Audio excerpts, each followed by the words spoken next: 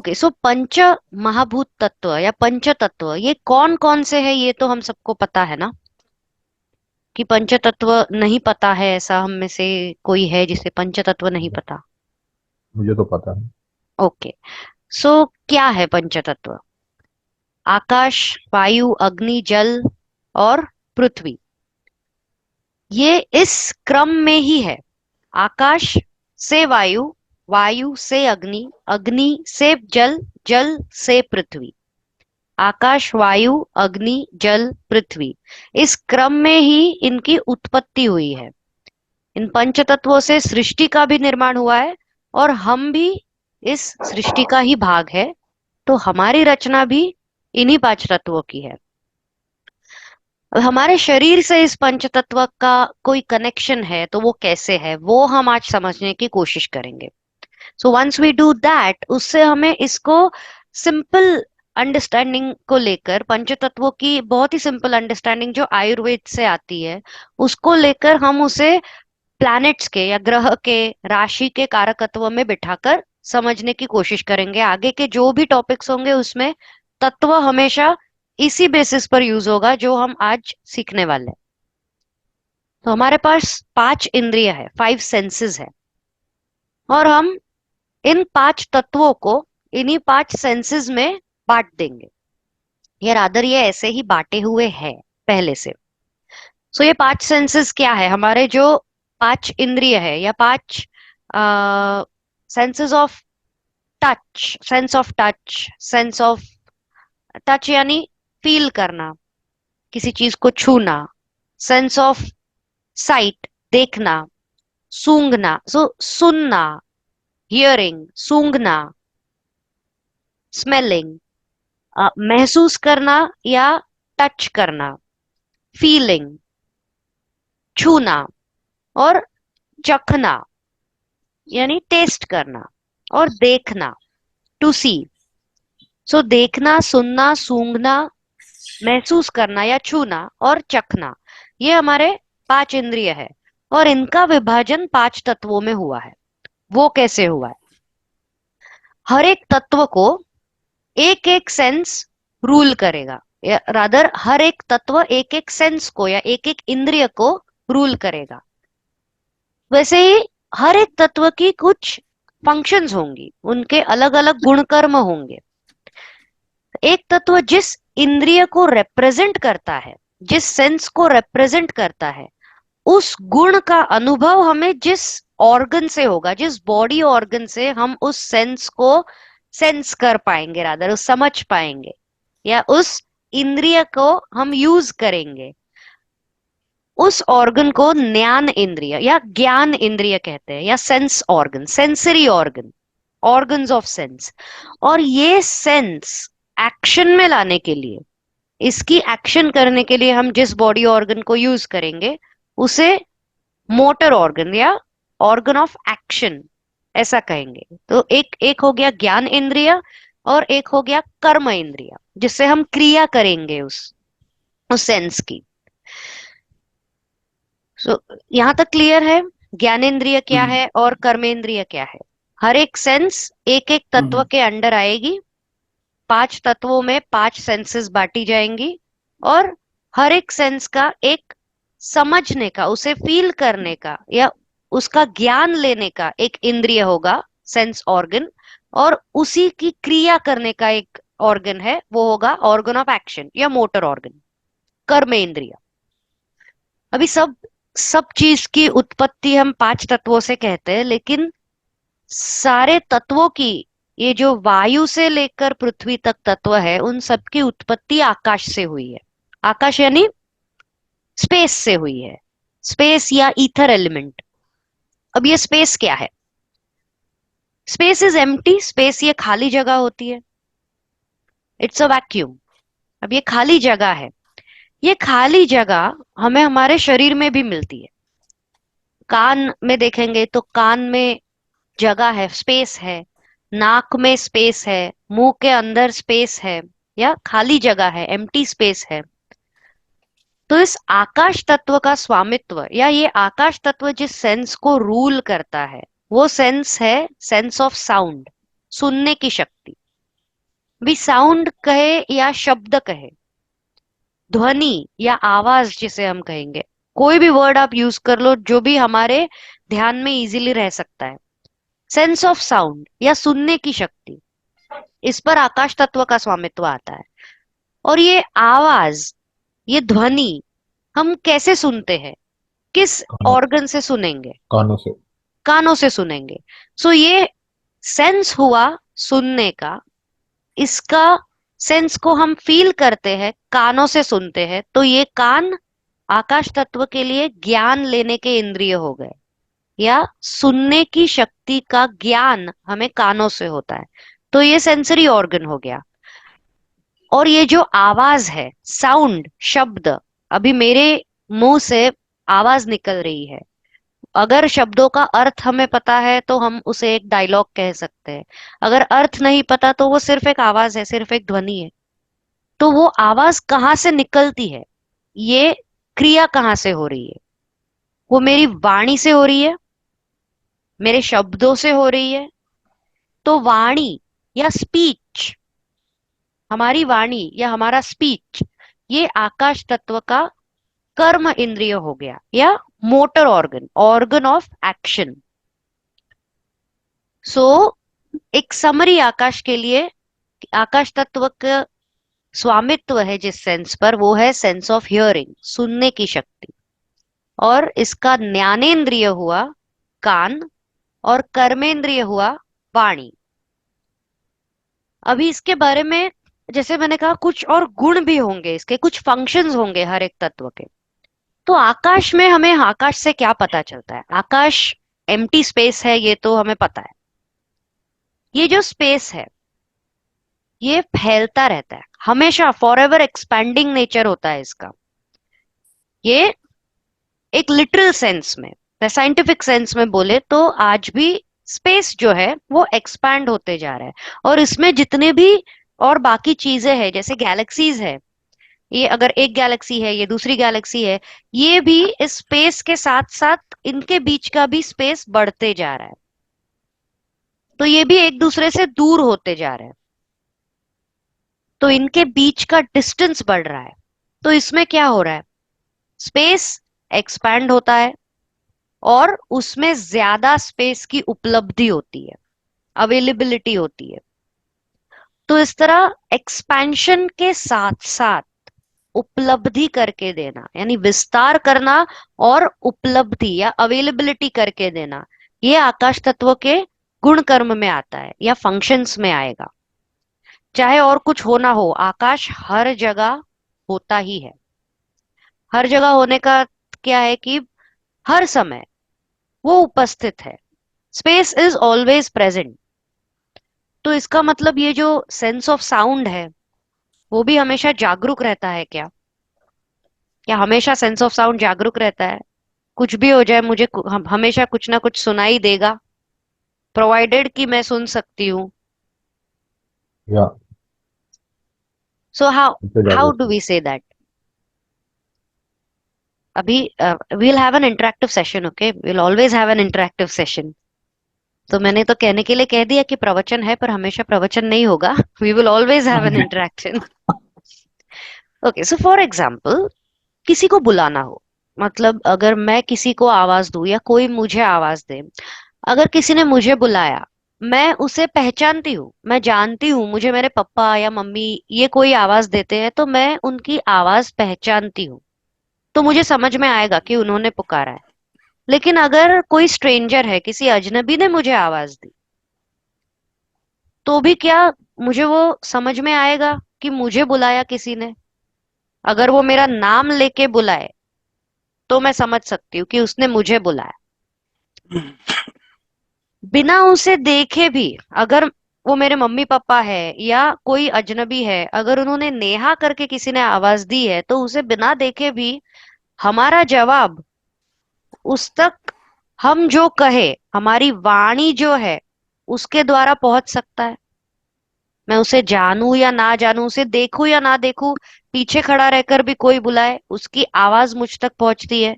मैं यहां पर फेस करके बोलूं, लेकिन मेरे पीछे जो खड़ा है उसे भी मेरी आवाज तो जाएगी। बेटर एग्जाम्पल, जब हम सो रहे होते हैं, अब अगर मैं सो रही हूं तो मेरी आंखें बंद है, मेरे मुंह से आवाज नहीं निकलेगी क्योंकि मैं कुछ बोल नहीं रही हूँ, मेरी आंखें बंद है, मुझे दिखाई नहीं दे रहा है। अब जरूरी नहीं है कि मुझे किसी चीज की स्मेल आ गई, गंध या दुर्गंध से भी मैं जाग जाऊं, ये जरूरी नहीं। कई बार तो हम इतनी गहरी नींद में होते हैं, कई बार हमें कोई ऐसे झंझोड़ के उठाए, अरे उठो, तब भी सो जाते हैं हम, उसे डिसमिस करके हम सो जाते हैं, इतनी गहरी नींद में होते हैं। तो हालचाल हो तो भी हम शायद जागे नहीं, लेकिन आसपास अगर कोई धड़ाम करके जोर से आवाज आ गई तो हम एकदम से जाग जाते हैं। आजकल क्लासिक एग्जाम्पल है, अगर जिनको सवेरे सवेरे उठकर ऑफिस जाना होता है, वो क्या करते हैं? स्टैंडर्ड प्रैक्टिस क्या है नींद अलार्म से? अलार्म। अलार्म। तो अलार्म। कोई ऐसा कुछ करता नहीं है कि गैस पर कॉफी रख दो, उसकी स्मेल आएगी और मैं जाग जाऊंगा। नहीं, अलार्म बजेगा, मैं जाग जाऊंगा। उस अलार्म से कोई लाइट मुझ पर आ नहीं रही है, सिर्फ उसके साउंड से मैं जाग जाता हूँ। सो आकाश तत्व की वैसे तो कोई राशि या कोई नक्षत्र नहीं है, लेकिन इसके जो गुण कर्म है, जैसे एक्सपेंशन करना, अवेलेबिलिटी करके देना, उपलब्धि करके देना और विस्तार करना, और ध्वनि, आवाज, यानी शब्द गुण इसका है, इसे शब्द गुण पर इसका स्वामित्व है, और सुनने की शक्ति। सो ये सारी चीजें किसी राशि में या किसी नक्षत्र में ये दिया हुआ नहीं है। आकाश तत्व के लिए सिर्फ एक ग्रह बताया है, वो है गुरु। आकाश तत्व का रिप्रेजेंटेशन गुरु करता है। और इस गुरु को, अगर हमने थोड़ा सा तो डैबल किया है सबने एस्ट्रोलॉजी में, तो ये सुना होगा कि गुरु को ज्ञान का कारक कहते हैं, कारक ऑफ विजडम, ज्ञान का कारक। अभी आकाश तत्व के इतने गुण हमने बोले, उसमें कहीं ज्ञान का उल्लेख हुआ? नहीं। We did not speak about knowledge. ज्ञान हमने कहीं हम्म। पर, खाली ज्ञानेंद्रिय वो तो एक टर्म है, लेकिन इसके गुण कर्मों में कहीं पर ज्ञान नहीं आया। तो ये मुझे थोड़ा परेशान कर रहा था कि ऐसा तो कुछ है नहीं, तो कनेक्शन कहाँ लगाऊं? तो एक पुरुष सूक्त करके है, अगर आप में से किसी ने सुना होगा तो। एस्ट्रोलॉजी में नाम हम सुना है। जब, हाँ, तो एस्ट्रोलॉजी में हम हम्म। अभी कल मैंने एक काल पुरुष कुंडली बताई थी। तो हम जो हम्म। मेष लग्न की कुंडली देखते हैं उसे हम काल पुरुष कुंडली कहते हैं। हम अलग अलग भाव से अलग अलग बॉडी पार्ट्स भी देखते हैं। हम्म। तो एक काल पुरुष की कुंडली में ये जो काल पुरुष कुंडली है, हमें हमेशा गाइड करेगी, हाँ? हमेशा गाइड करेगी। ये पुरुष सूक्त जो है वो काल पुरुष के बारे में बताता है, काल पुरुष के किस बॉडी ऑर्गन से क्या उत्पत्ति हुई, ये पुरुष सूक्त में बताया है। सो जैसे आकाश तत्व यानी खाली जगह हमारे नाक में है, मुख में है, कानों में है, नाभि में है, वैसे ही ये खाली जगह हमारे दिमाग में भी होती है। और दिमाग का काम क्या है? ज्ञान लेना। सारा ज्ञान हमारे दिमाग में ही जाता है। अगर किसी को, कोई स्लो लर्नर है या किसी को समझ में नहीं आता, तो दिमाग घर पे छोड़ के आए हो ऐसा बोलते हैं कि तुम्हें समझ में नहीं आ रही है बातें। जो भी ज्ञान समझ में आना चाहिए, ये हमें दिमाग से होता है। और ये खाली जगह या स्पेस या आकाश तत्व, ये सिर में है, ये बात मुझे पुरुष सूक्त में मिली।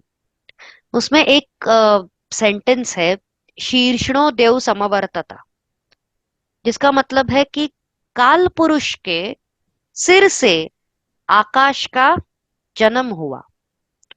तो ये जुपिटर और ज्ञान, इस तरह से यहाँ पर हम जोड़ सकते हैं कि दिमाग से, जहां पर खाली जगह है, और जुपिटर जो एकमेव ग्रह है आकाश तत्व का प्रतिनिधित्व करने वाला, वो ज्ञान का कारक है। तो आकाश और जुपिटर, इनसे ये ज्ञान इस तरह से जोड़ सकते हैं फॉर सिंपल अंडरस्टैंडिंग। तो अभी ये बाकी उसके जो फंक्शंस है वो उपलब्धि और विस्तार करना, सो अवेलेबिलिटी एंड एक्सपेंशन, और शब्द गुण, ये आकाश तत्व का सेंस ऑफ साउंड है। सो ये जुपिटर अगर कुंडली में कहीं बैठ गया, जहां भी बैठ गया, तो उस स्थान से संबंधित चीजों की वो अवेलेबिलिटी या उससे रिलेटेड, उस स्थान से रिलेटेड जो भी बातें हैं उसका एक्सपेंशन कर सकता है। आकाश का शब्द गुण है, तो ये जुपिटर शब्द गुण का कारक हो गया। अगर यही जुपिटर अच्छा हो कुंडली में तो किसी का शब्दोच्चार पे या स्पीच पर उनका कंट्रोल बहुत अच्छा रहता है, शब्दों का ज्ञान उन्हें बहुत रहता है, क्रिएटिव चीजों से जुड़ जाए तो कविताएं अच्छी कर लेते हैं। ये आकाश तत्व का गुरु इन सब बातों की अवेलेबिलिटी करके देगा या इसको एक्सपेंशन करके देगा। Is that making sense? बना अभी एक और Yeah, या हाँ बोलिए ना। it's making sense, but मतलब I'm just thinking about कि आकाश तत्व के जो गुण है वो गुरु अगर कुंडली में कहीं पे बैठा हुआ है हम्म। तो जिस जगह बैठा हुआ है वहां पे वो अवेलेबिलिटी करके देगा उस चीज से रिलेटेड। आई एम उस जस्ट थिंकिंग जगह अबाउट से, लाइक गुरु। हाँ मतलब उस भाव से, राइट? उस भाव से संबंधित। अभी ओके। उन सब इंट्रिकेट डिटेल्स में हम आगे आगे जाते हैं, जब बाकी सारी चीजें भाव, राशि, ग्रह सब एक साथ मिला देंगे तो वो आ जाएगा। अभी ओके। एक और सिंपल एग्जांपल के लिए, आकाश तत्व का गुरु है, गुरु आकाश तत्व का ग्रह है, और आकाश तत्व का काम है एक्सपेंशन करना, बढ़ाना, राइट? ओके। ओके। जो लग्न भाव होता है, लग्न भाव यानी फर्स्ट हाउस, ये किसी के पर्सनालिटी को डिफाइन करता है। ओके, अब आप सोचो, राशि छोड़ दो, जो भी राशि हो वो छोड़ दो, भूल जाओ, खाली लग्न भाव में गुरु बैठा है, क्या हो सकता है उसके पर्सनालिटी में या उसके फिजिकल फीचर्स में, क्या हो सकता है? आकाश तत्व वो बंदा फैटी होगा। फैटी हो सकता है क्योंकि एक्सपेंशन हो सकता है। फैटी हो सकता है, और यस। क्या, और क्या चीज हो सकती है उसके इज चेहरे पर? इंटेलिजेंट।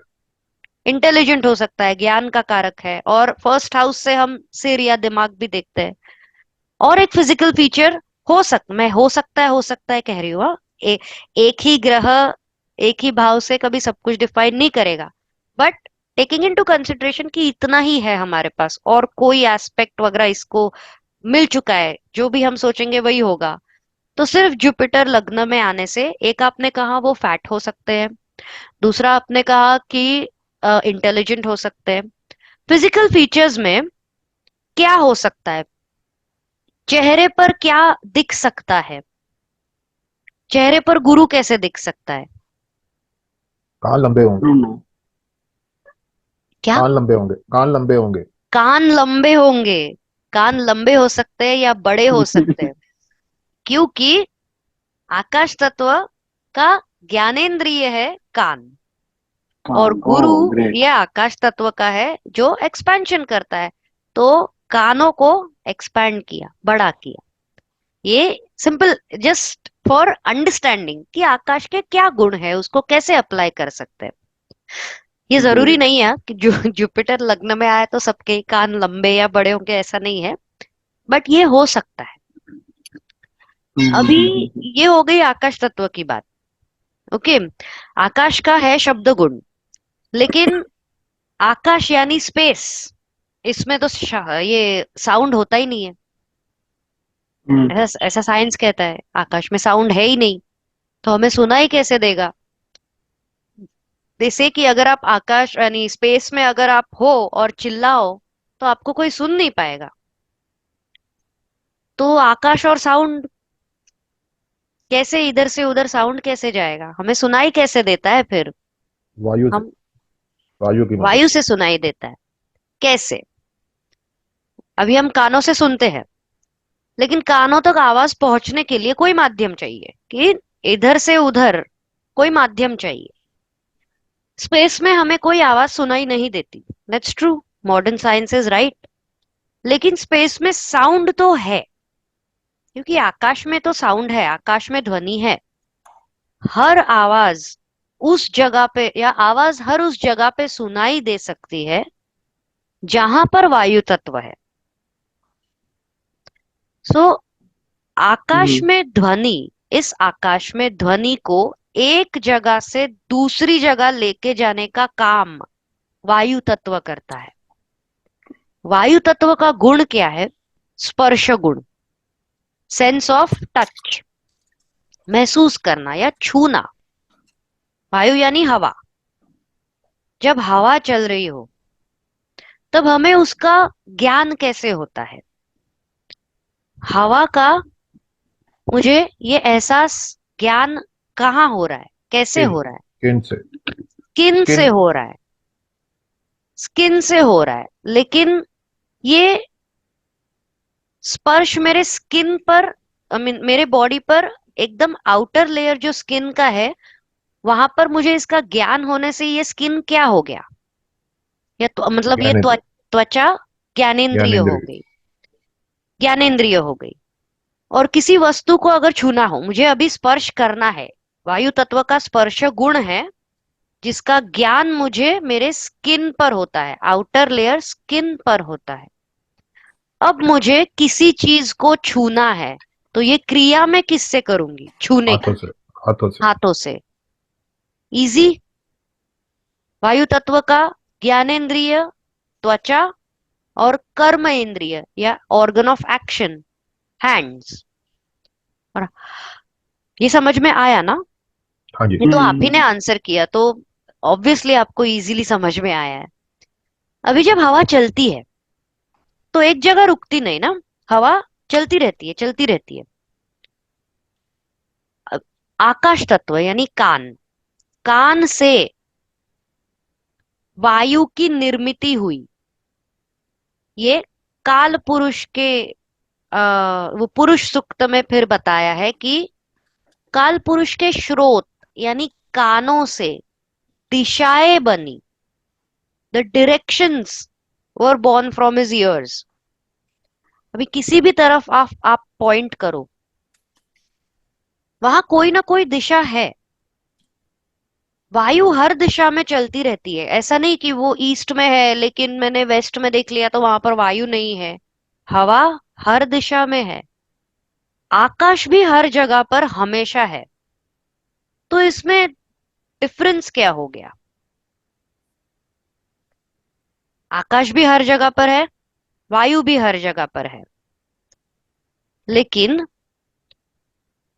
आकाश को हम डिवाइड नहीं कर सकते, स्पेस को डिवाइड नहीं किया जा सकता। हवा को हम कहीं ना कहीं थोड़ा सा कंट्रोल कर सकते हैं। अभी मेरे और मेरे कंप्यूटर के बीच में स्पेस है, देर इज सम स्पेस, यहाँ पर और कुछ नहीं है, एम्प्टी स्पेस है। पर मैंने सोचा कि मैं इस स्पेस को यहां से उठा लूं और साइड में रख दूं, तो ऐसा नहीं हो सकता। स्पेस को डिवाइड नहीं कर सकते। लेकिन अगर ये वायु है तो वायु को हम कंट्रोल कर सकते हैं ना। अभी जब तक हम जिंदा है हमारी सांसें रुकती नहीं है। कुछ देर तक हम सांस रोक कर रुक रख सकते हैं। सकते हैं, लेकिन ज्यादा हम्म देर तक रोक लिया तो done. Hmm so we will be suffocated. One second, sorry. ये आपको सुनाई दे रही है आवाज मेरी? हाँ, आ रही आ रही। हाँ जी हाँ जी आ रही आ रही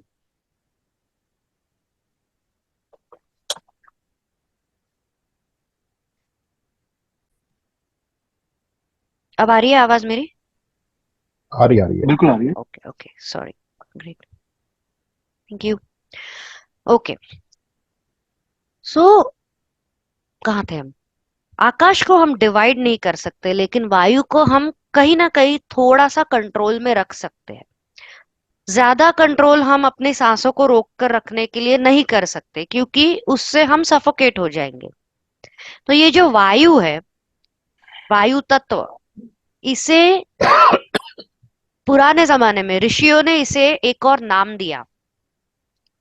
वो इसे प्राण कहते हैं। प्राणवायु वायु इज इक्वल टू प्राण। यही पुरुष सूक्त में एक और, अभी मैं ये सब बहुत ज्यादा पढ़ती हूँ क्योंकि मुझे मुझे पूरा पूरा यकीन है जो भी साइंस हमें एस्ट्रोलॉजी में चाहिए उस सब का विस्तार पुरुष सूक्त, और रुद्र, नमकम पाठ, चमकम पाठ, इन सब में दिया हुआ है। और उसमें मुझे एस्ट्रोलॉजी के कॉन्सेप्ट्स को समझने के लिए काफी सारी हेल्प भी हुई। तो मेरे उदाहरण भी वहीं से आते हैं मैम, कई बार। इनका हिंदी वर्जन मिलता है क्या कहीं पे? किसका? ये आप जो बता रहे हो पुरुषोत्तम और जब सबका। नॉट श्योर हिंदी वर्जन कहीं है कि नहीं, ये तो पता नहीं, पर ये तो संस्कृत में ही है। संस्कृत हिंदी संस्कृत में किसी समझना ने बहुत मुश्किल ट्रांसलेट काम है की, ना। क्या है ना, इसका ट्रांसलेशन आपको मिल जाएगा कि अ, इस सेंटेंस का मतलब क्या है, ऐसा ट्रांसलेशन मिल जाएगा। ओके। बेसिकली पुरुष सूक्त में काल पुरुष के बारे में बताया है। तो इस प्राण को लेकर भी क्या बताया है कि अभी देखिए, आपको ऐसा इसमें ट्रांसलेशन अगर किसी ने किया होगा तो मिलेगा कि अभी मैं जो बोलने वाली थी वो सेंटेंस है प्राणाद वायुर अजायत। इसका मतलब क्या है वो लिटरल ट्रांसलेशन में कोई आपको दे देगा। इसका मतलब है कि काल पुरुष के प्राणों से वायु की उत्पत्ति हुई। इसका मतलब इस सेंटेंस या इस, अभी सेंटेंस ही कहना पड़ेगा क्योंकि ये पूरा सेंटेंस ही है, इसका मतलब इतना ही है। आई थिंक बिकॉज संस्कृत सबने पढ़ी नहीं है तो वो थोड़ा नहीं नहीं, डिफिकल्ट हो जाता बट है। मुझे, हाँ, बट मुझे लगता है अर्थ और भावार्थ, right, there are two points. हाँ, इसका मतलब ये है और इसका मतलब ये हो सकता है। हो वो सकता है। भावार्थ वाला जो चीज, हाँ, भावार्थ वाला जो चीज है वो हर किसी की अपनी अपनी अंडरस्टैंडिंग पे डिपेंड करता है। अभी I am not sure if you can find something like that. मतलब अगर किसी ने करके भी हम्म। रखा है तो मैंने ढूंढा नहीं। आप एक ट्राई करो। एक साइट है संस्कृत डॉक्यूमेंट्स .org, लेकिन नहीं, मुझे वहां पर व्हाट्सएप, प्लीज व्हाट्सएप डाल दिया करो, आई विल अभी सेंड अ अभी तो व्हाट्सएप। व्हाट्सएप डाल देना, मैं लिख नहीं पाऊंगा अभी, बिल्कुल। पर उसमें सिर्फ संस्कृत में सब कुछ है। उसका अगर आपको अच्छा। ट्रांसलेटेड वर्जन कहीं मिलेगा तो आप मुझे बताइए। हम्म। हाँ। मेरे पास कोई ओके। ट्रांसलेटेड वर्जन नहीं है। सिवाय महाभारत के मेरे पास कुछ भी ट्रांसलेटेड नहीं है। बाकी सब ओके। कुछ संस्कृत में है। पुराण वगैरह तो हैं बहुत सारे, हाँ, पुराण पुराण वेदास वगैरह तो सब है। हिंदी उसका में। तो सारा सारा नॉट नॉट जस्ट अब्रिज, लेकिन प्रॉपर वर्जन्स है, कंप्लीट वर्जन्स है। वैसे अभी ये पुरुष सूक्त में हम्म। तो है प्राणाद वायु रजायत, यानी उसके अपने काल पुरुष के प्राणों से वायु की उत्पत्ति हुई। ये पुरुष सूक्त में दिया है। जो रुद्री पाठ में करती हूँ उसमें लघु रुद्री जो होती है, लघुन्यास रादर, सॉरी, लघुन्यास जो होता है उसमें एक आता है सेंटेंस, वायुर में प्राणे श्रितः। प्राण में वायु है, वायु मेरे प्राणों में है। ये कोई ऐसे ही पढ़ने जाएगा तो हाँ ठीक है ऐसा है, लेकिन ये बात हमें 5 एलिमेंट समझने में भी चाहिए कि ऋषियों ने इस वायु को प्राण क्यों कहा। सो इसके हम्म। कॉन्टेक्स्ट में अगर कोई रिलेशन या कनेक्शन मिलता है मुझे, तो मुझे इन्हीं सारे टेक्स्ट में मिला है। और किसी ने कोई लॉजिकल एक्सप्लेनेशन नहीं दिया। दिया होगा, शायद वो ओके। कहीं खो गया है, प्रोबेबली।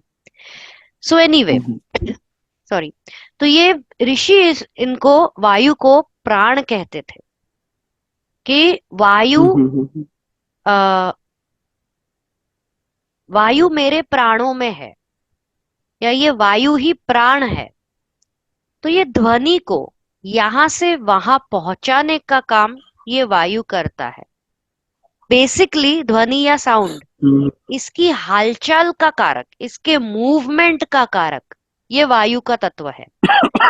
सो वायु का मेन काम, बेसिक फंक्शन है हालचाल करना या मूवमेंट करना, यहां से वहां ट्रांसपोर्टेशन करना।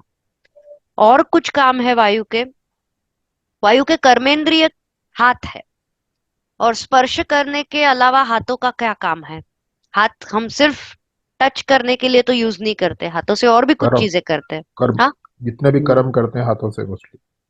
हाँ, वैसे तो हाँ, जितने भी काम करते हैं हाथों से करते हैं, लेकिन स्पेशली हम हाथों से क्या करते हैं रोज की लाइफ में, हम एकदम सिंपल एग्जांपल्स ले सकते हैं। अभी अभी मुझे फोन उठाना है, ये एक ऑब्जेक्ट है, ये मेरे हाथ में है। तो जब ये मेरे हाथ में आया, अब ये मेरे हाथों में है, तो ये मेरी पकड़ में है, राइट? ये मेरे कंट्रोल में है। तो मैं इसे पकड़ने में, होल्ड करने में या इसे कंट्रोल करने में मेरे हाथों का यूज कर रही हूँ। और हम्म, ये जब भी मुझे लेना था किसी से, या जहां पर भी रखा था वहां से मुझे ये रिसीव करना था, तो मैंने अपने पैर तो आगे नहीं किए रिसीव करने के लिए, मैंने अपना हाथ आगे बढ़ाया, और हाथ आगे बढ़ाकर मैंने अपने हाथों में इसे रिसीव किया या इसे ले लिया, कलेक्ट किया। पहले मैंने इसे कलेक्ट किया, फिर मैंने इसे पकड़ा तो इस पर कंट्रोल किया, और अभी मेरा काम हो गया। अब मुझे ये दे देना है, वापस देना है। तो मैं अपने हाथ से इसे छोड़ दूंगी, दे दूंगी, रख दूंगी। तो मैंने रख दिया या इसे डिस्ट्रीब्यूट कर दिया, बांट दिया अभी। So I will hold, hmm, receive and give. मतलब मैं इसे कलेक्ट करूंगी, पकड़ लूंगी, मैं इसे दे दूंगी या डिस्ट्रीब्यूट करूंगी, और पकड़ लूंगी यानी इस पर कंट्रोल भी करूंगी। To collect, control and distribute, ये तीन भी वायु के फंक्शन है। और भी कुछ फंक्शन है वायु के। अभी आकाश तत्व से हमें ध्वनि मिली, और उस ध्वनि को हमने एक जगह से दूसरी जगह वायु के माध्यम से पहुंचाया। जब ये शब्द, ये साउंड दो व्यक्तियों में एक्सचेंज होते हैं, जैसे अभी मेरा साउंड आप तक पहुंच रहा है, आपका साउंड रिस्पॉन्स मुझ तक आ रहा है, तो आप में और मुझ में क्या हो रहा है? एक्सचेंज ऑफ हाँ, exchange of words. Exchange of words हो रहा है। तो वो एक्सचेंज ऑफ वर्ड्स हो रहा है यानी हम क्या कर रहे हैं? हम एक दूसरे के साथ क्या कर रहे हैं? बात कर रहे हैं, कम्युनिकेट कर रहे हैं। सो ये कम्युनिकेशन की शुरुआत हो गई साउंड के गिव एंड टेक या एक्सचेंज से। कम्युनिकेशन हम्म, ये भी वायु तत्व के फंक्शंस में आता है। अभी हाथों का एक और यूज है, खाली टच करना और कलेक्ट, कंट्रोल एंड डिस्ट्रीब्यूट नहीं। अभी मैं जितना बात कर रही हूँ उतने बार मेरे हाथों से क्या क्या हो रहा है, क्या हो रहा है? एक्शन। एक्शंस हो रहे हैं, जेस्चर, हैंड जेस्चर्स हो रहे हैं। जेस्चर, हैंड जेस्चर हो रहे हैं, इशारे हो रहे हैं भाई। मैं बोल नहीं सकती हूँ, क्या चाहिए मुझे? पानी। पानी। आपको तो समझ गया, क्योंकि मेरे हैंड जेस्चर्स हम्म, से मैंने कम्युनिकेशन कर लिया बिना आवाज के। हम्म, सो ये हाथों की हम्म, हलचल ये भी कम्युनिकेशन करवा सकती है। तो कम्युनिकेशन साइन लैंग्वेज से भी होता है। और अभी अभी तक हम आकाश में हैं। आकाश में अंधेरा है, इसमें सिर्फ ध्वनि आई है, मुझे कुछ दिखाई नहीं दे रहा, हम्म, हम्म, मेरे पास आवाज नहीं थी, तो मैंने हैंड जेस्चर किए, आपने देख लिया, इसीलिए आपको समझा कि मैं क्या पूछ रही हूँ, मुझे पानी चाहिए। फॉर एग्जाम्पल, दिखाई नहीं दे रहा है, हम अंधेरे में है, तो अगर मेरे पास दृष्टि नहीं है तो भी क्या, अगर मेरे पास दृष्टि नहीं है, आप मुझसे कुछ कहना चाहते हो या मेरे सामने एक किताब है, क्या मैं उससे कम्युनिकेशन समझ पाऊंगी? नहीं। नहीं। क्यों नहीं? अगर वो ब्रेल में लिखी हो तो? अगर ब्रेल। अगर ब्रेल लिपि में कोई किताब है, तो कोई अंध हो तो वो उसे टच करके टच पढ़ करके, सकता हाँ। है ना? हम्म। हमारे करेंसी नोट्स जो होते हैं उस पर भी I think there is a provision कि अगर कोई ब्लाइंड है तो वो भी टच करके पता कर सकते हैं कि कितने का करेंसी का नोट है ये। सो इवन जब भी मेरे पास रोशनी नहीं है, मैं अभी तक अंधेरे में हूं, फिर भी मैं कम्युनिकेशन हाथों द्वारा कर सकता हूं। या तो हम्म, जिसको दिखता है उसको साइन लैंग्वेज से बताऊं, या फिर हम्म, अगर मुझे नहीं दिख रहा है वैसे भी, तो भी मैं हाथों से टच करके समझू। आप सबने ब्लैक मूवी हम्म। देखी है क्या? ब्लैक मूवी देखी है? कौन सी? Black Black, Amitabh Bachchan and Rani Mukherjee. Black, हाँ हाँ। रानी मैं मुखर्जी नहीं को देख ना पाया था दिखाई उसको, देता मैंने है, सुना है उसको रानी मुखर्जी को ना दिखाई देता है ना सुनाई देता है, ना वो बोल हम्म, सकती है। Blind and deaf and mute. तो अमिताभ बच्चन हम्म, उसके टीचर होते हैं। वो उसको कैसे सिखाते हैं? हम्म, वो उसका हाथ पकड़ के, हाथों के इशारे से उसका हाथ अपने हाथ में लेकर, लैंग्वेज, अलग टाइप की साइन लैंग्वेज होती है, वो उससे उस तरह से कम्युनिकेट करते हैं। She can't hear, she can't see, she can not speak, लेकिन कम्युनिकेशन सिर्फ और सिर्फ हाथों पे निर्भर होके वो हो सकता है। एंड ये सिर्फ मूवी है इसके लिए नहीं कह रही हूँ मैं, इट्स नॉट, मूवी फिक्शनल है लेकिन वो एक रियल लाइफ कैरेक्टर से ली हुई है, दैट इज हेलन केलर।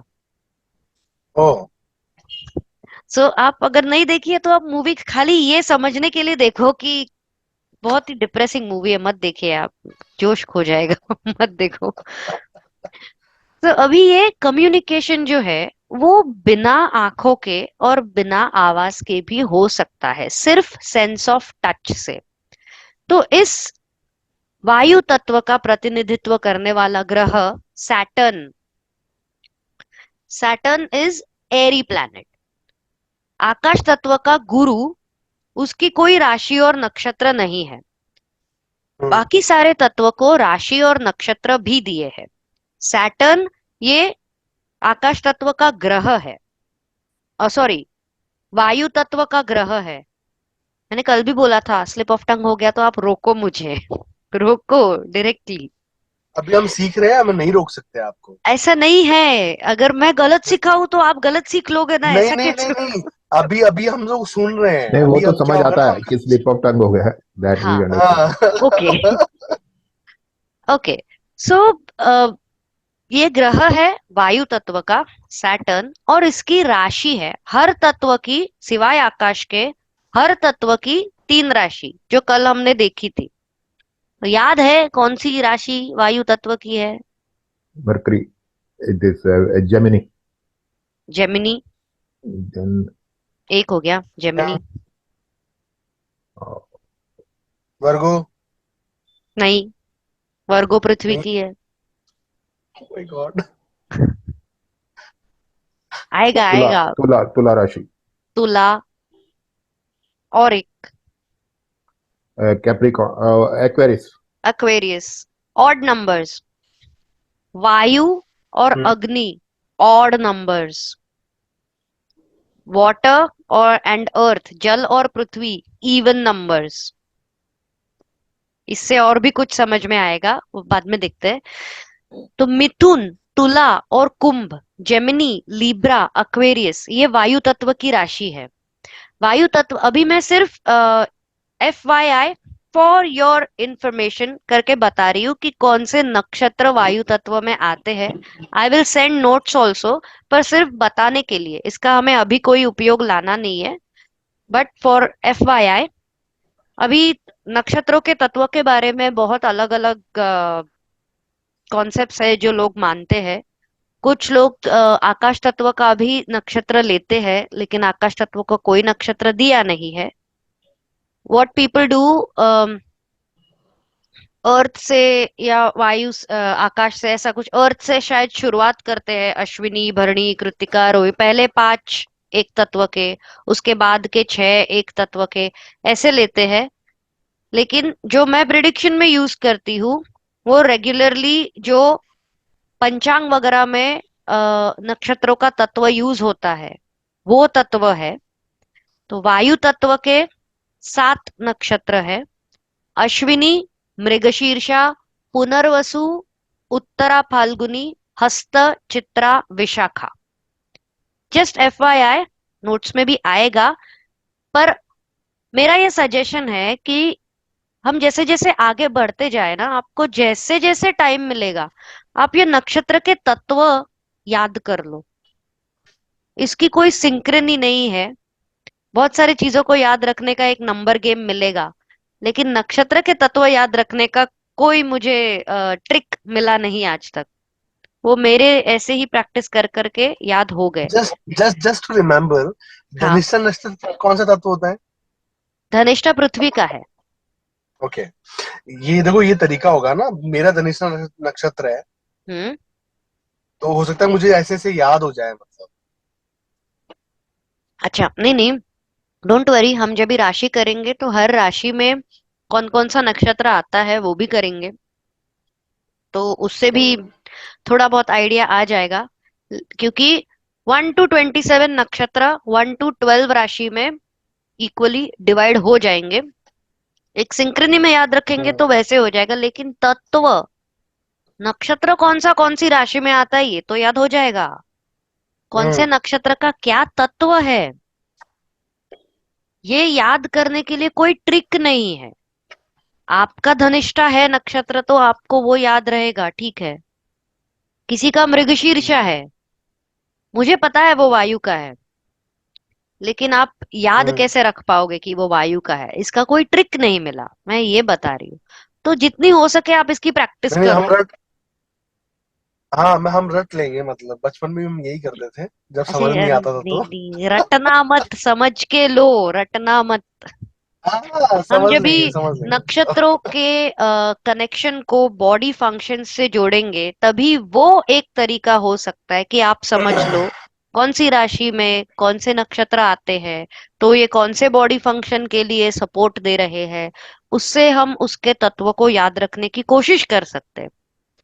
पर you rightly said, when I was learning मैंने बहुत सारा नंबर गेम, कॉम्बिनेशन, परम्यूटेशन, सब कुछ कोशिश किया। तत्व याद रखने के लिए नहीं मिला तो मैंने याद कर लिया। पर वो एक एक टाइम के बाद में आदत हो जाती है उसकी। आदत हो जाती है, yes yes yes yes okay, so ये जस्ट FYI के लिए कि ये 7 नक्षत्र वायु में आते हैं, और वायु के राशि मिथुन, तुला और कुंभ है, और इसका ग्रह है सैटर्न। अभी हवा या वायु, पवन, ये हर दिशा में चलती है, उसकी कोई एक दिशा नहीं है। राइट, ये हमने स्टार्टिंग में कह दिया कि हवा हर दिशा में चलती है। आकाश में वायु की हालचाल से फ्रिक्शन होता है। अभी ये मेरा वायु तत्व का कर्मेंद्रिय है, इसी से मैं हालचाल करूंगी। ये आकाश है, इधर एम्प्टी स्पेस, इसमें मैं हालचाल करूंगी। कहीं ना हम्म कहीं कुछ फ्रिक्शन होगा, थोड़ी देर के बाद में ये ऐसे करते करते कुछ होगा। आप सोचो कि आप खड़े हो और जॉगिंग कर रहे हो, मूवमेंट, हालचाल करना, भाग रहे हो, जॉगिंग कर रहे हो, या धीरे धीरे चल रहे हो, लेकिन कंटिन्यूअसली कर रहे हो, तो क्या होगा? Heat produce. हीट बढ़ेगी, इससे ताप निर्माण होगा। हम्म तो आकाश में वायु की जो हालचाल हो रही है उससे फ्रिक्शन पैदा होता है, और उस फ्रिक्शन से हीट आती है। तो ये हम्म हीट जो है वही अग्नि तत्व का रूप है। शरीर में भी हीट अगर बनानी हो, अगर मुझे हीट क्रिएट करनी है मेरी बॉडी में, तो हम हाथ मलते हैं ना, वायु के कर्मेंद्रिय की हालचाल करती हूं मैं, तो ये गर्मी पैदा हो जाती है। अभी वायु की फिर कोई दिशा तो है नहीं, लेकिन अग्नि की, वायु की फिक्स दिशा नहीं है, अग्नि की एक कोई दिशा है क्या? ईस्ट। नहीं, ईस्ट आप क्यों कह रहे हो, सनराइज होता है इसीलिए। सनराइज। नहीं, बिल्कुल सही है, लेकिन वो सनराइज के लिए सही है, बट अग्नि की एक ही डायरेक्शन है, ईस्ट वेस्ट नॉर्थ साउथ ऐसा नहीं। जैसे क्या बोलते हैं, एक माचिस की तीली आप ले लो, जला लो, इमेजिन करो मैंने एक माचिस की तीली जलाई है और इधर ऊपर की फ्लेम तरफ। है, इट फ्लेम, गोज अप। हाँ, ऊपर की तरफ जाएगी। ओके। It goes up. अगर मैं इस, अगर ये तीली है मेरे हाथ में, आप इमेजिन करो कि ये माचिस की तीली है, यहाँ पे फ्लेम है, ये ऊपर की तरफ जा रही है। अभी मैंने इसको ऐसे कर दिया तो ये फ्लेम इधर चला गया, तो ये नीचे जाएगा क्या? नहीं, ऊपर ही जाएगा। इधर से ऊपर की तरफ भड़केगा। तो किसी भी साइड पर आप घुमा लो, अग्नि हमेशा ऊपर ही उठते जाता है। अग्नि में अग्नि तो है, अभी अग्नि तो है, वैसे ही अग्नि तत्व में वायु तत्व भी है। ये जो अग्नि ऊपर उठ रहा है, ऊपर की दिशा में मूव कर रहा है, ये जो मूवमेंट है वो अग्नि में वायु का प्रेजेंस है। अग्नि में मूवमेंट है, मूवमेंट वायु का काम है। और अग्नि तत्व का जो गुण है या जो सेंस है वो है रूप गुण, द सेंस ऑफ साइट और फॉर्म। आकाश में अंधेरा होता है और अंधेरे में हमें सामने वाला क्या कर रहा है या सामने हमारे क्या है, सही दिशा का पता नहीं रहता। सॉरी। अंधेरे में देखना हो तो हम रोशनी करते हैं, ये उजाला या ये रोशनी ये अग्नि से आती है। लाइट या दिया ये सब फायर है, ये सब फायरी एलिमेंट या अग्नि तत्व है। जब अंधेरे में रोशनी होती है तब हमें सब दिखाई देता है, इसीलिए अग्नि का रूप गुण है। सिर्फ सेंस ऑफ साइट नहीं, इसे और एक तरीके से समझो, ये सेंस ऑफ आइडेंटिटी है। मतलब अभी कुछ दिखाई देने के लिए हमारी पहले तो ज्ञानेंद्रिय और कर्मेंद्रिय समझते हैं, पहले दिखाई देने के लिए हमारी आंखें जरूरी है। तो जब कोई देख नहीं पाता तब कहते हैं कि उसके आंखों की रोशनी चली गई। रोशनी यानी लाइट, प्रकाश। इसलिए आंखें ये अग्नि तत्व के ज्ञानेंद्रिय है कि दिखाई देना, ये हम आंखों का काम जो है वो अग्नि तत्व का काम है। और इसीलिए आंखें सेंसरी ऑर्गन या ज्ञानेंद्रिय बनती है। सिर्फ आंखों से ही हमारे अंतर मन का भाव हमें पता चल सकता है। अभी आप सोचो कि बहुत गुस्सा आया किसी को, तब जैसे आंखों से अग्नि बरसती हो, और हम कहते हैं ना कई बार कि तुम्हारी आंखें बता रही है सच क्या है। ये आप कैसे भी भाव रखो लेकिन आंखें झूठ नहीं बोलती। तो आनंद हो, मतलब सुख हो, गुस्सा, क्रोध हो, दुख हो, सारे भाव आंखों से व्यक्त होते हैं। ये ज्ञानेंद्रिय हो गई आंखें। कर्मेंद्रिय क्या है? एग्जाम्पल से समझते हैं। अंधेरे में मुझे चलना है, ओके, तो मेरे पैर लड़खड़ाएंगे, मैं इधर उधर कहीं ना कहीं टकरा जाऊंगी। अगर लाइट लगा दूं तो सही दिशा में चलते हैं हम, मुझे पता है यहाँ से वहां जाना है। अभी मुझे किसी ने एक रूम में लाके छोड़ दिया, लाइट बंद कर दी, मुझे पता ही नहीं है ये किसी और का घर है, और मुझसे कहा जाओ जाके टीवी चालू करो, मुझे तो पता ही नहीं किधर क्या है, मैं कैसे जाऊं? लेकिन फिर थोड़ी देर के बाद लाइट का स्विच मिल गया, मैंने ऑन कर दिया, तब मुझे दिखा रहे टीवी तो उस दिशा में है, तो मैं सीधे सीधे वहां पर चलते जाऊंगी, राइट? तो ये मैंने क्या किया, मैंने अपने आंखों का इस्तेमाल, अपनी दृष्टि का इस्तेमाल करके अपने पैरों को सही दिशा में लेकर गई हूं। तो ये दिशा देना ये अग्नि का एक गुण है या उसका एक फंक्शन है, और जिसकी एक्शन करने में हम पैरों को यूज करते हैं। उस दिशा में, सही दिशा में जाने के लिए ये चलने का काम पैरों से ही होता है। लेकिन पैरों को सही दिशा देने का काम, पहले वो टारगेट या डेस्टिनेशन पता होना चाहिए। पता होना चाहिए यानी दिखाई देना चाहिए। वो देखना आंखों से होता है। तो आंखें ज्ञानेंद्रिय और तलवे या पैर ये कर्मेंद्रिय हुए। अभी एक्चुअली मराठी में एक कहावत है, जब बहुत गुस्सा आता है ना किसी को तो कहते हैं तळपायाची आग मस्तकात गेली, मतलब मेरे तलवों की अग्नि मेरे सर में चली गई है। तो इसमें भी ये पता चलता है कि अरे तलवों में अग्नि है जो सिर तक चली गई, इतना गुस्सा आया कि वो एकदम से ऊपर उठ गई। तो तलवे ये कर्मेंद्रिय है। और अभी जितनी भी बातें हमने बोली, लाइट देना, प्रकाश देना, पहचान देना, आइडेंटिटी देना, दिशा देना, डायरेक्शन, ये सब अग्नि तत्व के गुण हैं।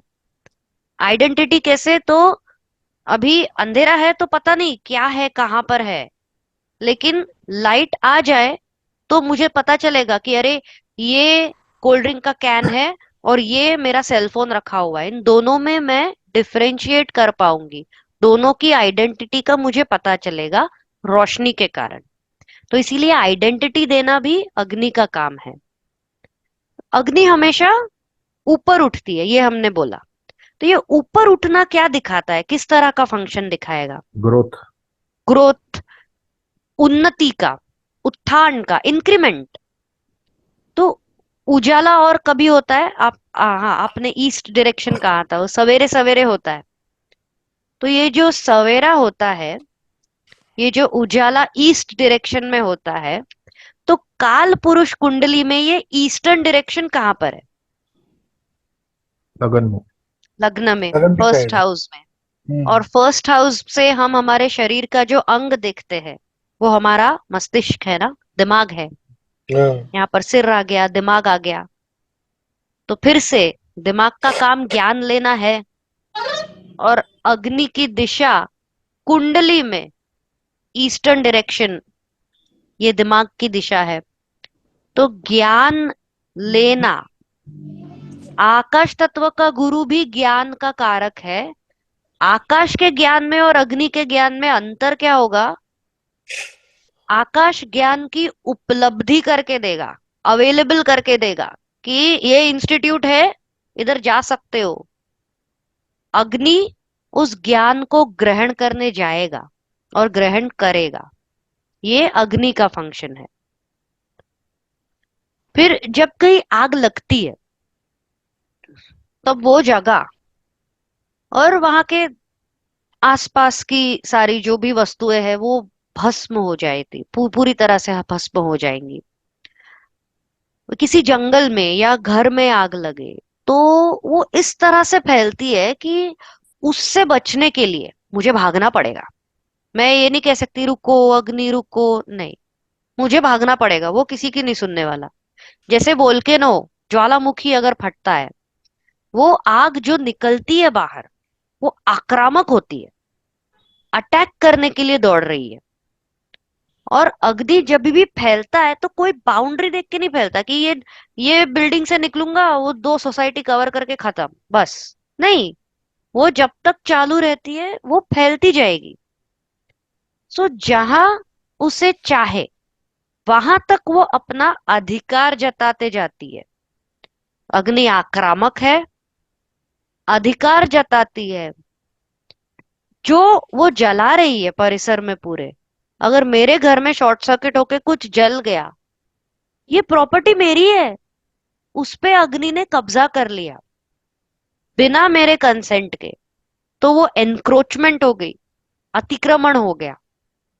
ये सब अग्नि के स्वभाव में है। अग्नि हमेशा भड़कता है,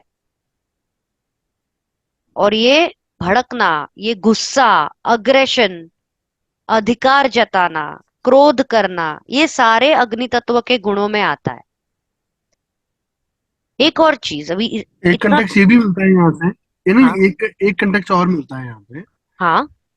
कि गुरु जहाँ बैठता है हम्म, उस भाव के फल को नष्ट करता है, हम्म, राइट? हम्म। हाँ, इट इज बराबर है। Related to that, right? गुरु कहाँ से आया लेकिन यहाँ पे?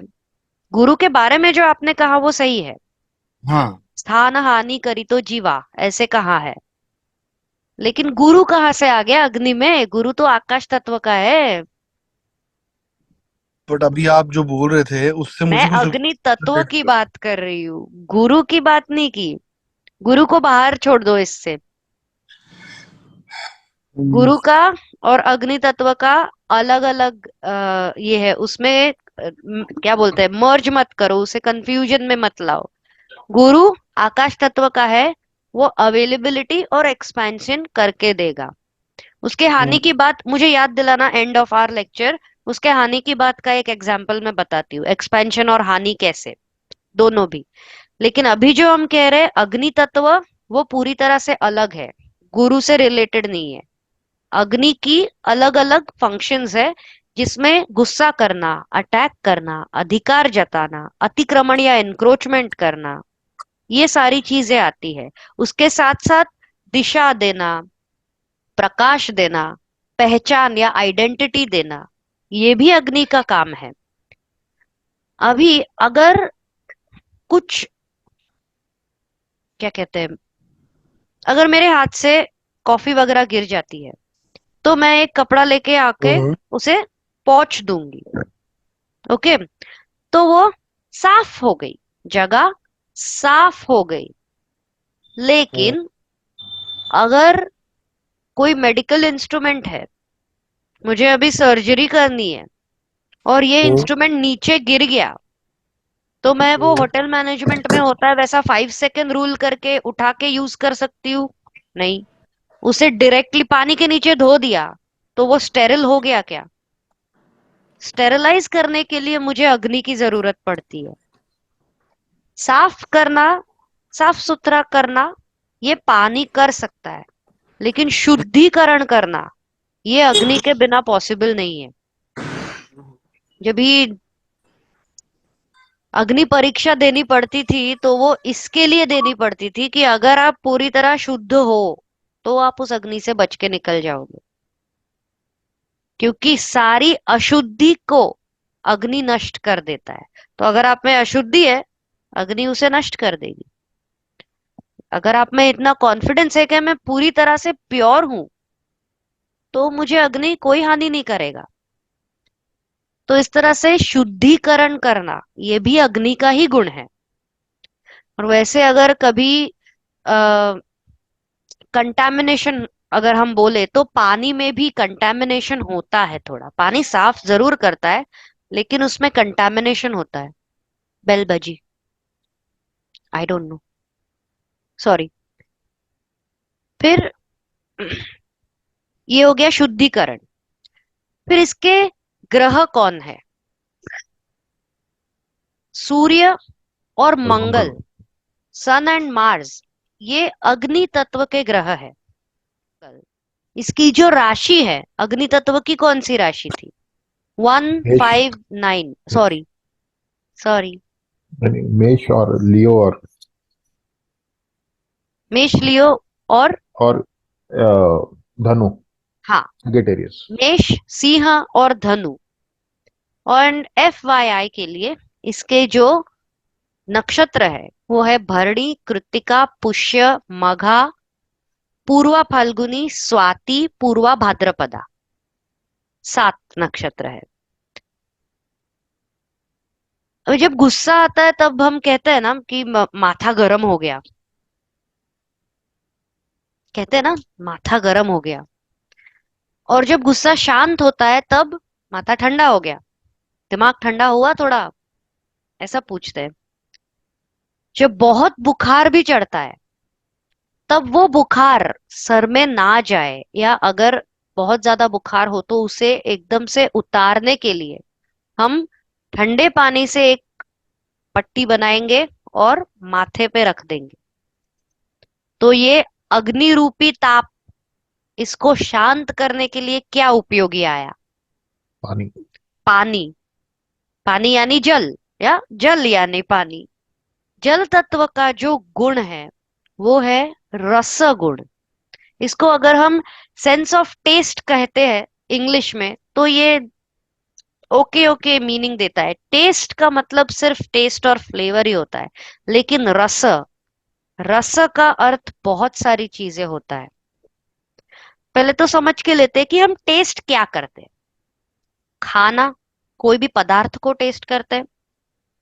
ये टेस्ट हमें पता कैसे चलती है? किसी टंग भी प्रकार का स्वाद हो, कैसे टंग पता से चल? टंग से टंग से।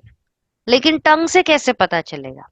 जब तक कोई पदार्थ हमारे सलाइवा में मिक्स नहीं होता, तब तक हमें उसका सेंस नहीं मिलता। ये बिल्कुल सही है कि हम टंग से टेस्ट करते हैं, लेकिन सलाइवा में मिक्स होना बहुत जरूरी है। एंड सलाइवा, ये 98% पानी का बना हुआ है।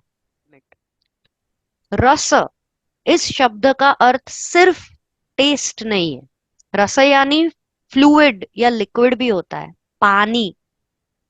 रस ये फ्लेवर तो होता ही है, लेकिन रस यानी इंटरेस्ट भी होता है, रस यानी प्रेम भी होता है, सेंटिमेंट भी होता है। ये जितनी बातें मैं कह रही हूं ना, प्रेम, सेंटिमेंट, इंटरेस्ट, ये सारी चीजें जल तत्व से जुड़ी है। इमोशंस जल तत्व से जुड़ी है। तो रस ये सिर्फ टेस्ट तक लिमिट मत करना, इसके जितने भी मीनिंग है वो सारे जल तत्व से जुड़ेंगे। अभी ऐसे हो सकता है, या मोस्टली कई बार होता भी है कि हम कुछ एकदम टेस्टी डिश के बारे में सोचते हैं, स्वादिष्ट खाने की सिर्फ कल्पना कर लो, आपको क्या पसंद है अभी कल्पना कर लो, तो आपके मुंह में पानी आ जाएगा। और जब मुंह में पानी छूटता है तो हम क्या करते हैं? यही करना पड़ता है, या ये रिफ्लेक्स एक्शन की तरह हो जाता है कि मैं अपने जबान से उसे चाट लूं। सलाइवा में मिक्स होकर तो स्वाद आ गया, लेकिन सलाइवा अगर हम हमारे हाथों में ले, सर पे रखे, पाव पे रखे, तो स्वाद नहीं आएगा। ये सलाइवा आप अपने जबान पर रखते हो और उस पे खाना जाता है, तभी वो टेस्ट आती है। इसीलिए टंग से हम टेस्ट करते हैं, ये हम कह सकते हैं। सिर्फ टंग होगी, सलाइवा नहीं होगा तो भी टेस्ट नहीं आएगी, क्योंकि पहले खाने को सलाइवा में मिक्स होना जरूरी है, वो जल तत्व जरूरी है। और वो जब भी टंग पे, हमारे बॉडी ऑर्गन में जब भी वो टंग पे टच हो जाता है, तभी उसका स्वाद हमें आता है। तो जो जबान है वो ज्ञानेंद्रिय हो गई कि टेस्ट या रस का ज्ञान हमें टंग से हो रहा है। तो ये सेंसरी ऑर्गन हो गया। अभी आयुर्वेद कहता है कि हमारे पास दो तरह की जीवा है, एक ऊपरी जीवा जो हमारे मुख में है, और एक निचली जीवा, निचली यानी हमारे जनन इंद्रिय, रिप्रोडक्टिव ऑर्गन्स। ये जल तत्व के जो कर्मेंद्रिय है, motor organ, organ of action, ये हमारे जेनिटल्स को कहा गया है। अभी सब इसका कनेक्शन कैसे लगाते? सबसे पहला जीव ये हमें पानी में मिला था। ऐसा भी देखे कि मछलियां सबसे ज्यादा अंडे देती है, ये भी जलचर होती है ना मछलियां, वो सबसे ज्यादा अंडे देती है। अभी इसके फंक्शंस पे आ गई हूं मैं, but we will talk about connecting motor organ and sensory organ. जल का, ये जो मछली जो है वो सबसे ज्यादा अंडे देती है, ये पानी से रिलेटेड है, पानी में रहती है। और सबसे पहला जो जीव मिला था वो भी पानी में मिला था। तो ये पानी का या जल का रिप्रोडक्शन या प्रजनन से कनेक्शन आया, जीव से कनेक्शन आया। और किसी भी जीव का, किसी का जन्म होना, ये किसी ना किसी ने रिप्रोड्यूस किया है, किसी ना किसी से प्रजनन हो रहा है, तब जाकर कोई जन्म ले रहा है। और पानी का मूल स्वभाव है बहना। जब पानी बहता है तब अपने साथ आसपास की सारी चीजों को भी बहाकर लेके जाता है, चला जाता है। अग्नि ऊपर की ओर उठता है और पानी नीचे की ओर बहेगा। उसे, पानी को किसी भी आप दिशा में उछाल दो, जैसे वो माचिस की तीली थी, वो अग्नि को मैंने ऊपर जा रहा है, अरे मैं नीचे लेती हूँ, फिर भी वो यहां से मेरे हाथ पर आ जाएगी, पर ऊपर ही आएगी। पानी को अगर मैं किसी भी दिशा में उछालू, ऐसे अगर मैं टिल्ट करूँ तो नीचे गिर जाएगी। अगर मैंने इस कंटेनर में से पानी को ऊपर उछाल दिया, तब भी वो पानी ऊपर से नीचे आके मुझ पर ही गिरेगा, या रादर ऊपर से नीचे ही आएगा।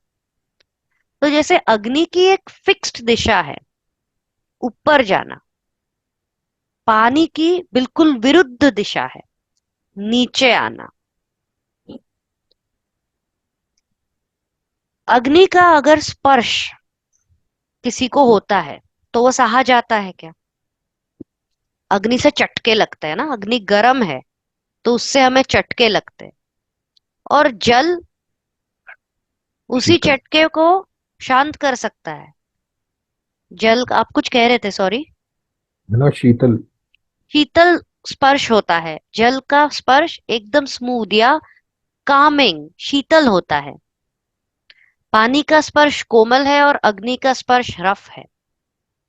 जहां ज्यादा अग्नि तत्व वाले होते हैं ना, एनक्रोचमेंट करके या अतिक्रमण या दूसरे की वस्तु को छीन सकते हैं, वही अगर डोमिनेटिंग जल तत्व मिल जाए तो सबको साथ लेकर वो जल वाले चल सकते हैं। What happened, sorry one second ना, but I, no problem Dinesh ji, if you have to leave it's fine. I was also going to end today session क्योंकि अभी 8 बज के गए हैं, but will complete water element का little bit of understanding. Dominating अगर जल तत्व हो तो ये लोग सबके साथ मिलजुल कर रह सकते हैं। Will complete this understanding of how they can, ये एक एक दूसरे के साथ साथ में कैसे रह सकते हैं, then we will continue next week. अभी पानी की जो, एक ही ऐसा है पानी जिसकी 3 स्टेट्स अगर हम देखें, सॉलिड, लिक्विड और गैसियस स्टेट। ये हमने स्कूल में भी समझा था कि पानी अगर लिक्विड स्टेट में है तो वो अपने ओरिजिनल फॉर्म में है, फ्लोई फॉर्म में है। इस पानी को जब जमाना हो तो वो फ्रीजर में डाल देंगे, उसे फ्रीज कर देंगे। तो ये ऐसा तो नहीं है कि पानी यहाँ रह गया और बाकी किसी चीज को बर्फ बना दिया। वो पानी खुद बर्फ बन जाता है। पानी को अगर हम हीट दे तो उसकी भाप बन जाएगी। ऐसा नहीं कि पानी इधर रह गया, किसी और चीज की भाप बन गई। अग्नि आसपास की चीजों को जला देती है, खुद अग्नि नहीं जल रहा है, लेकिन पानी खुद बर्फ बन रहा है, पानी खुद भाप बन रहा है। तो इसमें हो क्या रहा है, पानी हर जगह पे अकोमोडेट हो रहा है, हर एक के साथ में मिलजुल के रहने की उसकी वृत्ति होती है। अग्नि क्या बोलेगा, मैं ऊपर उठूंगा, मैं राजा हूं। जल कहेगा, आप भी सही हो, मैं भी ठीक हूं, मैं आपको साथ लेके चलूंगा, ठीक है चलो कॉम्प्रोमाइज कर लेते हैं। इसीलिए अग्नि का स्पर्श जैसे कोमल या शीतल लगता है, सॉरी, जल का स्पर्श जैसे कोमल या शीतल लगता है, वैसे ही अगर हम किसी जल तत्व के डोमिनेटिंग नेटिव या जातक के साथ में हो तो हमें उनके साथ में बहुत कंफर्ट महसूस होगा कि हम आराम से उनके साथ बात कर सकते हैं, बिना किसी झिझक के बोल सकते हैं, और वो भी हमें एक माँ का प्यार जैसे होता है उस तरह से हमारी बातों को समझ के लेने की उनकी वृत्ति या उनका स्वभाव वैसा होता है। So we will stop here because it's अभी 8:15 हो रहा है, होके गया है, सॉरी मैंने 1 घंटे से ज्यादा ले लिया। बस। So if you have any doubts आप मुझे बताइए, नहीं तो हम आगे कंटिन्यू हाँ करते हैं नेक्स्ट वीक। नेहा जी, आपका मैंने वीडियो देखा था लास्ट टाइम, जो अभी आप अभी भेजा है अभी आपने।